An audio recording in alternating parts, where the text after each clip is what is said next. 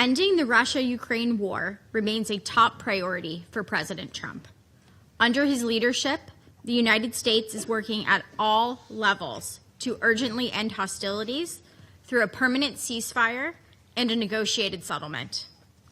The United States is engaged in tireless shuttle diplomacy to try and bridge the divide between Moscow and Kyiv.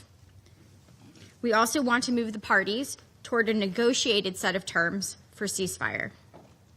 These discussions are complex and difficult, but thankfully they are ongoing. Both sides will need to make difficult choices to end the war. Our goal is an end to the war and a mutually agreed peace deal that leaves Ukraine sovereign and independent and with an opportunity for real prosperity. It remains critical to keep an international focus, and this Council must continue to focus on this war. The United States will follow President Trump's leadership towards peace and deploy all available tools to reach a ceasefire and a final negotiated peace agreement. I call on Moscow and Kyiv to likewise follow President Trump's lead and stop the senseless loss of life. The death toll and the scale of destruction in both Ukraine and Russia only continues to grow. The rising humanitarian cost of this war, particularly against women and children, is unacceptable, and it will ripple through for decades across the region. Meanwhile, as the winter continues to grow colder and darker, strikes in populated areas and against Ukraine's energy grid continue, leaving millions without heat and power. The killing must stop. Both sides must choose peace. As we move into 2026, we report there is an ongoing and productive dialogue. But let us not miss this opportunity to secure a just and sustainable peace. Tomasz Lorencic. Madam President, Algeria remains concerned about the ongoing conflict around Ukraine and the repeated military attacks which affect peace and security in the region. This conflict continues to impact the humanitarian situation, causing further loss of civilian lives and the destruction of critical civilian infrastructure. This is especially relevant in this winter period when civilians, particularly women and children, face increased suffering from severe weather conditions. Moreover, this conflict continues to have significant consequences, particularly for developing countries, which are dealing with an unprecedented energy and food security crisis. Fond ne trompe personne. Ces négociations doivent se poursuivre en prenant en compte les intérêts des parties les plus concernées. Rien sur l'Ukraine sans l'Ukraine, rien sur la sécurité des Européens sans les Européens. Madame la Présidente, la France prend sa part aux efforts de paix. Elle agit aux côtés de l'Ukraine, de ses partenaires européens et des États-Unis pour construire les garanties de sécurité indispensables à une paix juste et durable. Cette paix ne peut être la capitulation de l'agressé. Elle devra préserver la souveraineté de l'Ukraine, sa capacité à exercer son droit de légitime défense et prévenir toute nouvelle agression. C'est le sens de la réunion tenue hier à Londres entre les dirigeants de la France, de l'Allemagne et du Royaume-Uni, ainsi que le chef de l'État ukrainien, mais aussi de la réunion de la coalition des volontaires tenue en présence des États-Unis et de l'Ukraine le 25 novembre dernier. Nous continuerons dans les prochains jours à nous coordonner étroitement en ce sens avec tous nos partenaires et nous continuerons avec eux à redoubler d'efforts afin de contraindre la Russie à la paix. Madame la Présidente, la France rappelle son soutien indéfectible à la souveraineté, à l'indépendance et à l'intégrité territoriale de l'Ukraine. Au-delà de la sécurité européenne et de la stabilité mondiale, c'est la préservation des principes fondamentaux de la Charte qui est en jeu. La France ne cessera avec ses partenaires de soutenir dans la durée l'Ukraine et continuera à œuvrer sans relâche à l'établissement d'une paix durable. Madam President, we remain convinced that there is no military solution to this protracted conflict. Dialogue and diplomacy remain the only means to bring this crisis to an end. In this regard, we welcome the recent renewal diplomatic engagement. Specifically, we welcome the meetings between the United States officials and the Russian Federation and Ukraine. These engagements represent a vital step toward a de-escalation, and we hope they will lay the groundwork for a constructive path forward. We call upon all sides to seize this diplomatic momentum, exercise utmost restraint, and commit to genuine negotiations. Durable solutions must address the root causes of the conflict and be consistent with the United Nations Charter. This is a war that President Putin started. He could, if he wished, end it at any time by ceasing his full-scale invasion. We continue to hope that Russia will engage seriously with peace talks. But despite the genuine efforts of partners to mediate, Russia's campaign against Ukraine has only intensified in its brutality. Representative of Russian Federation. Госпожа председатель, сегодня у тех, кто следит за заседаниями Совета Безопасности ООН по украинской тематике, есть очередная возможность понаблюдать за ярмаркой лицемерия, которую устраивают наши европейские коллеги с тем, чтобы продемонстрировать свою всепогодную поддержку киевскому режиму. На деле же, несмотря на все старания организаторов, наше сегодняшнее заседание лишь наглядно высвечивает заинтересованность Лондона, Парижа и Берлина и других европейских столиц в продолжении войны до последнего украинца, с тем, чтобы попытаться максимально ослабить Россию и любой ценой спасти свой запущенный в 2014 году на Украине стремительно банкротящийся антироссийский проект, предотвращать их. В этом им, как правило, помогают ООН и региональные организации и другие соседи. Однако эта схема стараниями западных государств не сработала в отношении России, несмотря на наши многолетние последовательные предупреждения о надвигающемся кризисе.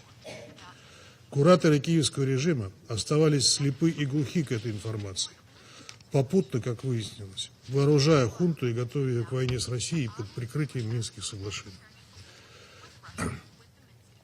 Поэтому нет ничего удивительного в том, что самые упертые из них и сегодня делают вид, что наша СВО началась в вакууме, и что у Украины сегодня нет проблем, которые ставят под вопрос выживаемость этого государства. Реальность, однако, свидетельствует об ином. Думаю, нет необходимости в деталях описывать истинные проблемы, с которыми Украина сталкивается сегодня, спустя почти 12 лет после антиконституционного переворота, срежиссированного рядом западных столиц. Об этом сегодня информируют даже западные масс-медиа, много лет предпочитавшие молчать. После тектонических коррупционных скандалов, повлекших за собой ряд громких отставок, бывший комик и его европейские спонсоры всеми силами пытаются делать вид, что сам киевский князек ничего не знал о реализовывавшихся преступных схемах. Всеми способами замалчивается и правда о годами формировавшейся на Украине репрессивной и авторитарной системе, приведшей к появлению тысяч политзаключенных. А какая еще страна в мире может похвастаться законодательным запретом языка, на котором говорит большей частью населения, и беспрецедентными гонениями на тысячелетнюю каноническую веру и православную церковь? Из каких это пор в Европе, кичащейся своими демократическими ценностями, стали считать такие действия нормальными? Киевский режим довел свою страну не только до нищеты и гражданской войны, но и сделал Украину разменной монетой в геополитическом противостоянии Запада и России. За эти преступные ошибки и просчеты украинцы уже заплатили ужасающую цену, но их хотят заставить заплатить еще больше, отлавливая на улицах не желающих воевать мужчин и бросая их в бессмысленную братоубийственную мясорубку. Кто-то из инициаторов этого заседания может внятно сформулировать, зачем украинцев заставляют воевать против их воли, когда на столе находятся вполне реалистичные предложения о долгосрочном и устойчивом урегулировании украинского конфликта, над которым кропотливо работают наши американские коллеги. Чего хотят добиться европейские кураторы Украины, которые прекрасно понимают реальную, катастрофическую для этого государства ситуацию на поле боя? Ведь история неумолимо свидетельствует о том, что каждое новое предложение для Украины оказывается гораздо хуже предыдущих, не говоря уже о сотнях тысяч бессмысленных потерь, которые несет эта страна из-за преступных действий своего руководства. Госпожа председатель, заставляя украинцев воевать и отвергать предлагаемые ей условия мира, европейские кураторы Киева пекутся, конечно же, совсем не о судьбе этого государства и о его достоинстве. Это все сказки для розовых пони или рыбок гуппи, как метко выражается в украинской благосфере. Задача Лондона, Парижа и Берлина – выиграть время и подготовиться к войне с Россией, безумную идею которой в натовском и особенно ЕСовском Брюсселе сегодня пытаются сделать чуть ли не единственной идеологией, объединяющей европейские государства и отвлекающей их население от обострившихся в результате ошибок и просчетов собственного руководства социально-экономических и политических проблем.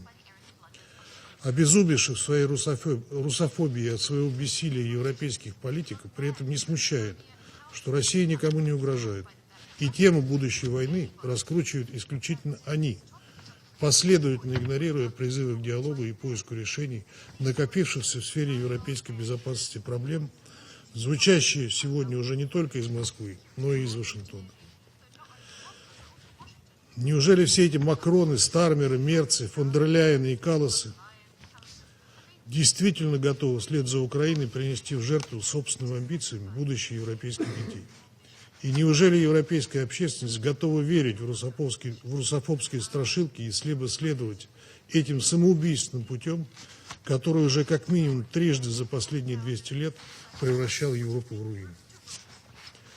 Коллеги, надежда на то, что в Лондоне, Париже, Берлине и Брюсселе вдруг прозреют, у нас весьма мало. И сегодняшнее заседание это, к сожалению, лишь подтверждает. Слишком много уже поставлено на карту для тамошних элит, слишком большой пузырь лжи уже надут ими вокруг украинского кризиса и его истинных причинах. Однако стоит помнить, что на кону могут оказаться не только амбиции и комплексы европейских русофобов, но и судьбы всего мира. Ведь вооруженный конфликт между Россией и Европой, которого так настойчиво добивается, вряд ли окажется локальным. Это уже в полной мере осознали в Вашингтоне, и мы признательны американским коллегам, которые пытаются донести эту очевидную истину до европейских воспаленных умов. Убеждены, что к этим усилиям должны присоединиться все те, кому действительно близки идеалы мира, сотрудничества и добрососедства, то есть все то, о чем в Европе в антироссийском угаре уже подзабыли. Turn to Samuel Beckett later in my remarks. Now I wish to reiterate with absolute clarity that Ukraine continues to expect this Council to adopt this long overdue ceasefire resolution. The full and unconditional ceasefire here and now would not only bring an end to the bloodshed, but might also serve as a first step toward rebuilding the minimum degree of mutual trust required to launch genuine, credible peace negotiations. And Ukraine has been standing ready for such steps for months. It is Russia who repeatedly rejects it.